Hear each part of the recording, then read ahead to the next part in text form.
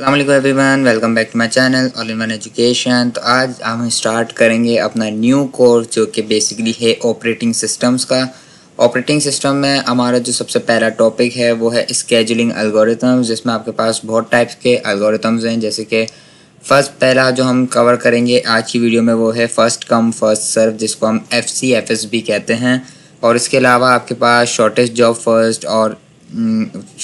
First है, longest job first है, priority scheduling है, और इसके अलावा राउंड रॉबिन है और आपका HRRN है। ये टाइप के सारे एल्गोरिथम्स हम कवर करेंगे इस कोर्स में ऑपरेटिंग सिस्टम्स में। तो ये हमारी पहली वीडियो है, तो ये हमारी है फर्स्ट कम फर्स्ट सर्व की। तो चलिए वीडियो को शुरू करते हैं। तो फर्स्ट कम फर्स्ट सर्व में स्केड्यूलिंग एल्गोरिथम्स में आपके पास बेसिकली तीन चीज़ें गिवन होती हैं। एक होती है प्रोसेस की आईडी, जो कि प्रोसेस का नेम होता है, अराइवल टाइम और उसका बर्स्ट टाइम। तो अराइवल टाइम के जिस टाइम पर वो आपका प्रोसेस अराइव हुआ होता है, और बर्स्ट टाइम के कितना उसने चलना है, कितना मतलब वो प्रोसेस ने कितना काम किया है, वो टाइम आपका बर्स्ट टाइम कहलाता है।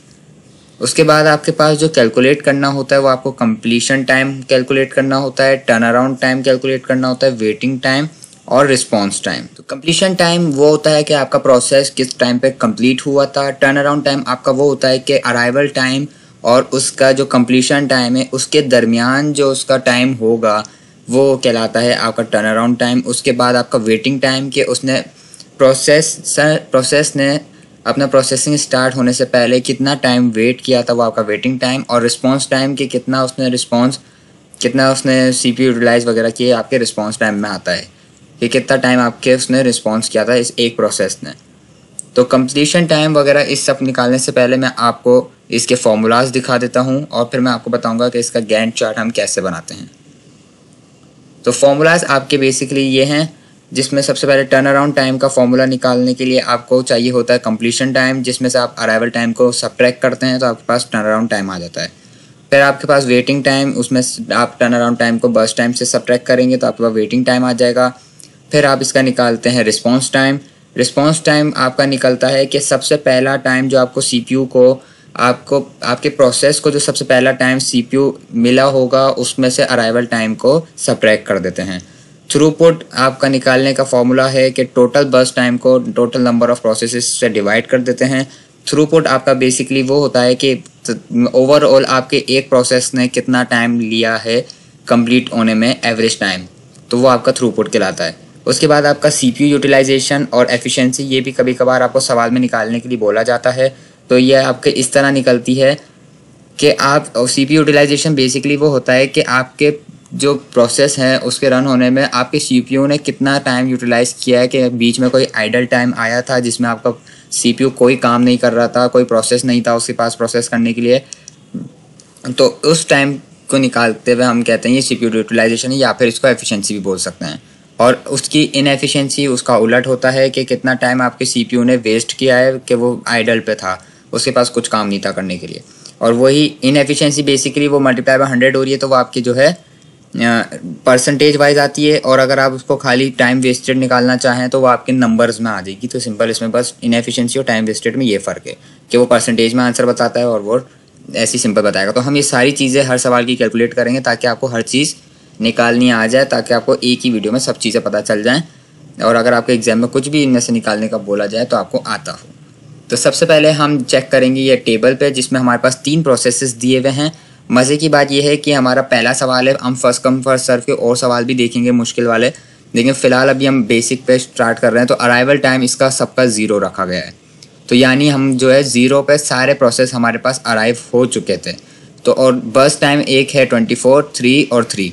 तो जब ऐसी सिचुएशन आती है कि जब आपके पास तीनों अराइवल टाइम 0 होते हैं या एक जैसे होते हैं, कि आपका एक ही टाइम पे सारे प्रोसेस आ रहे हैं, तो आप जो है फर्स्ट कम फर्स्ट सर्व पे चलते हैं, यानी जो प्रोसेस पहला है उसी को पहले ले लेंगे।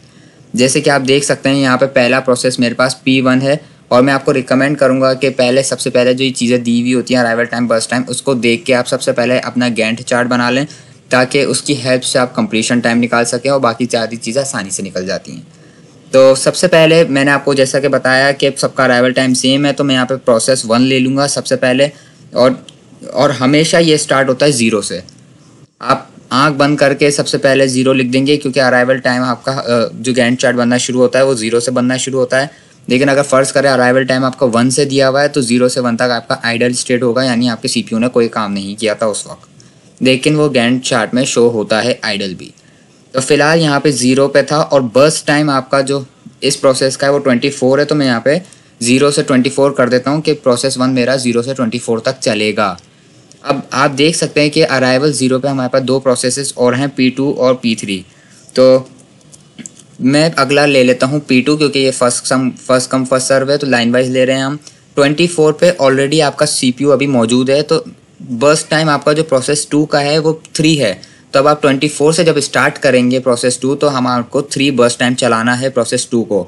तो 24 का में जब हम 3 ऐड करेंगे तो 25, 26, 27, तो ये हमारा चलेगा 24 से 27। ये इसका 3 बर्स्ट टाइम हो गया। आखिरी हमारा P3 वो चलेगा 27 से, ये इसका भी बर्स्ट टाइम 3 है, तो ये चल जाएगा 30 तक। तो इसमें कोई मुश्किल चीज़ नहीं थी, ये आसान सी चीज़ थी। अब आप देख सकते हैं कि इसको देखते हुए मैं आसानी से कंप्लीशन टाइम वाला जो कॉलम है वो फिल कर सकता हूँ। प्रोसेस 1 का मुझे गैंट चार्ट से नज़र आ रहा है कि 24 पे वो कंप्लीट हुआ था। जो राइट हैंड साइड पे जो आपकी जो लाइन होती है, जो कंप्लीशन होती है, वो आप वहाँ से सिंपल गैंट चार्ट से देख कर लिख सकते हैं कि आपका प्रोसेस कब कंप्लीट हुआ था।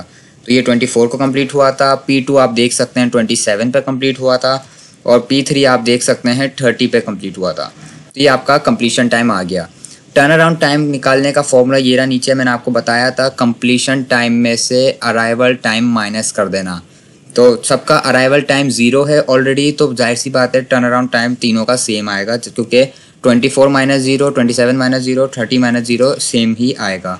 तो इसका टर्न अराउंड टाइम भी यही है। और वेटिंग टाइम निकालने का फॉर्मूला है टर्न अराउंड टाइम में से बर्स्ट टाइम को माइनस करना है।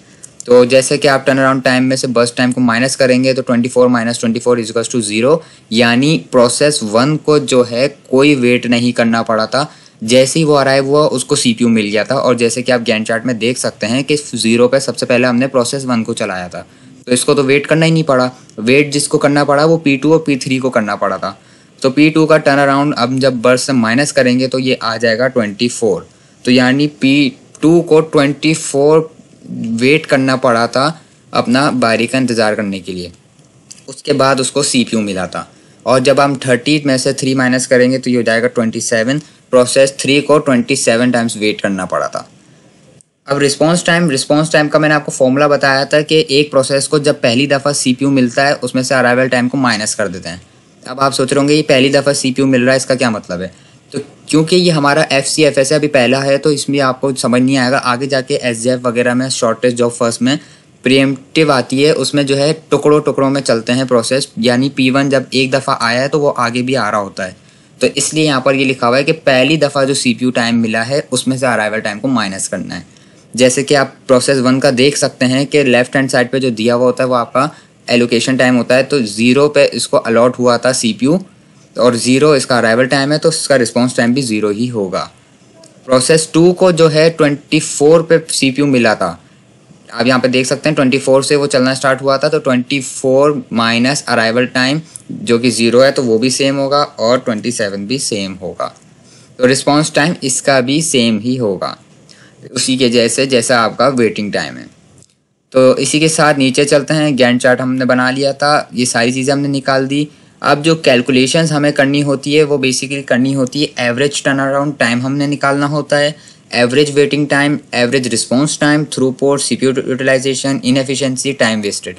लेकिन ज़्यादातर एग्जाम्स में जो रिक्वायरमेंट होती है वो होती है एवरेज टर्न अराउंड टाइम की और एवरेज वेटिंग टाइम की। एवरेज रिस्पॉन्स टाइम कभी कभार पूछ लेते हैं, या CPU यूटिलाइजेशन कभी कभार पूछ लेते हैं, लेकिन मैं आपको सारी चीज़ें इसलिए करा रहा हूँ ताकि अगर पूछ लिया जाए, कभी कभार ये चीज़ें भी पूछ लेते हैं, तो ये बेसिक सा है, उसके फॉर्मूलाज आपको पता होने चाहिए। तो एवरेज टर्न अराउंड टाइम अब सिंपल सा कैसे निकलेगा, सारे टर्न अराउंड टाइम्स को प्लस करके डिवाइड कर देना है टोटल नंबर ऑफ प्रोसेसेस से। जिस तरह हम एवरेज निकालते हैं सेम उसी तरीके से।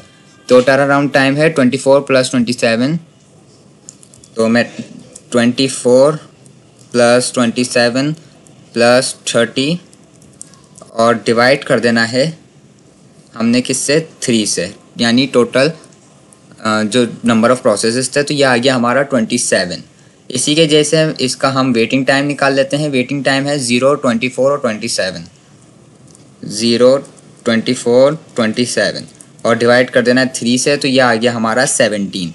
इसी के जैसे रिस्पॉन्स टाइम, तो रिस्पॉन्स टाइम वेटिंग टाइम जैसा ही है, तो इसका सेम ही आएगा, तो मैं सिंपल लिख देता हूँ 17। और इसी के जैसे थ्रूपुट मैंने आपको कहा था टोटल बर्स्ट टाइम को प्लस करके उसको डिवाइड कर देना है टोटल नंबर ऑफ प्रोसेसेस से। तो बर्स्ट टाइम हमारा है 24 + 3 तो ये हो गया हमारा 30। 30 डिवाइडेड बाय 3, 30 डिवाइडेड बाय 3 तो ये हमारा बन जाएगा 10। यानी थ्रूपुट हमारा 10 आया है। एक प्रोसेस को तकरीबन 10 मिलीसेकंड टाइम लगा है कंप्लीशन होने में, क्योंकि आपका टोटल कंप्लीशन टाइम 30 था। जब उनको 3 प्रोसेसेस में डिवाइड करेंगे तो वो 10 ईच आ जाएगा। तो ये होता है आपका थ्रूपुट। सीपीयू यूटिलाइजेशन का फॉर्मूला है आपके पास कि मैक्स कंप्लीशन टाइम को ओवरहेड से माइनस करना है। तो अब आप सोच रहे होंगे कि ये ओवरहेड क्या है, तो मैं आपको बता देता हूँ। सबसे पहले मैक्स कंप्लीशन टाइम, जो आखिरी का आपका कंप्लीशन टाइम होगा, जो कि इस सवाल का 30 है। तो मैं 30 माइनस ओवरहेड वो होता है कि आपका जो सीपीयू है किस वक्त आइडल स्टेट पे था, वो आपका ओवरहेड कहलाता है। लेकिन इस सवाल में हमारा कोई ओवरहेड नहीं आया था, हमारा कोई आइडल स्टेट नहीं आया था, तो मैं इसमें सिंपल 0 लिख दूंगा और इसको ब्रैकेट को क्लोज कर देंगे और डिवाइड करना है वही मैक्स कंप्लीशन टाइम से और मल्टीप्लाई करना है 100 से, ताकि ये हमारा परसेंटेज में आंसर आ जाए। ठीक है, मैंने इसमें इक्वल नहीं लगाया। तो आप देख सकते हैं ये 100% आया है, ये परसेंट में दे रहा है आंसर, यानी हमारा सीपीयू ने 100% काम किया है, कोई आइडल स्टेट वगैरह उसमें नहीं थी। और इसी के जैसे हम इनएफिशिएंसी निकाल लेते हैं, जो कि मेरे हिसाब से 0% आनी चाहिए, क्योंकि जब यूटिलाइजेशन 100% आई है तो जाहिर सी बात है इनएफिशिएंसी तो फिर 0% आएगी। हमारा सीपीयू ने कोई टाइम वेस्ट नहीं किया। तो इसी का फॉर्मूला है ओवरहेड 0 था, प्रोसेसेस से मल्टीप्लाई करना है। प्रोसेस हमारे पास 3 हैं और फिर उसको डिवाइड कराना है मैक्स कंप्लीशन टाइम से, जो कि 30 है, और मल्टीप्लाई कर देना है 100 से, ताकि आपका परसेंटेज में आ जाए। तो ये आप देख सकते हैं 0 आया है। और टाइम वेस्टेड वो आपका नंबर में बता देगा मिली सेकेंड में कि आपका कितना टाइम वेस्ट हुआ है। ज़्यादातर सवाल आपको मिली सेकेंड में MS में दिया जाता है। तो उसके नंबर ऑफ़ प्रोसेसेस 3 है और आपका जो ओवरहेड है वो 0 था, तो ये आपका 0 टाइम वेस्टेड आ गया। तो इसी के साथ ये पूरा सवाल पूरा कंप्लीट हो गया है। एवरेज टर्न अराउंड टाइम आ गया, एवरेज वेटिंग टाइम आ गया, एवरेज रिस्पॉन्स टाइम आ गया, थ्रूपुट आ गया, सीपीयू यूटिलाइजेशन या फिर एफिशिएंसी, इनएफिशिएंसी और टाइम वेस्टेड भी आ गया। तो ये सवाल था हमारा फर्स्ट कम फर्स्ट सर्व का स्केजुलिंग एल्गोरिथम का, जो कि बेसिकली इजी सा सवाल था। इसको हम वसी करेंगे और प्रोसेसेस को ऐड करेंगे, 4-5 प्रोसेस पे लेके जाएंगे और कोशिश करेंगे उसका अराइवल टाइम थोड़ा आगे पीछे रखें, ताकि थोड़ी सी कॉम्प्लेक्सिटी पैदा हो। तो उम्मीद करता हूँ ये सवाल आपको अच्छे से क्लियर हो गया होगा। मिलते हैं नेक्स्ट वीडियो में, तब तक के लिए अपना ख्याल रखें। चैनल को सब्सक्राइब कर दें, बेल आइकन को हिट कर दें, ताकि जब कोई वीडियो का नोटिफिकेशन आपको आ जाए। मैं आपको इसका एक दफ़ा ओवरव्यू दिखा देता हूँ। ये हमारा सवाल था और ये इसका गैंट चार्ट, ये हमारे बेसिक फार्मूलाज जो एंड तक चलेंगे ऑपरेटिंग सिस्टम के स्केजुलिंग एल्गोरिथम्स में, और ये हमारे कैलकुलेशंस। तो मिलते हैं नेक्स्ट वीडियो में, तब तक के लिए अल्लाह हाफिज़।